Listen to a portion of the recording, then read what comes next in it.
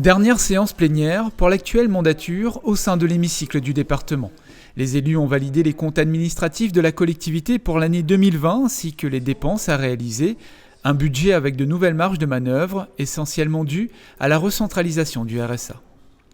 On a effectivement un compte administratif qui au total, une fois retraité l'effet de périmètre RSA, s'élève à 1,1 milliard quasiment, donc une progression de plus 8% des crédits.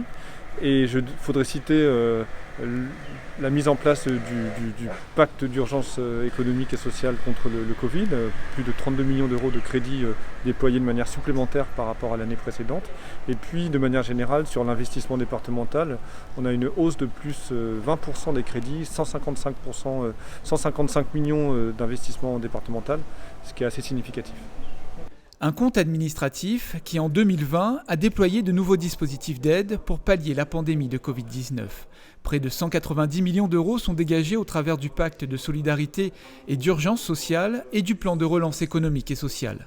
La collectivité s'engage ainsi au plus près des Réunionnais en déployant ces nouveaux champs d'intervention.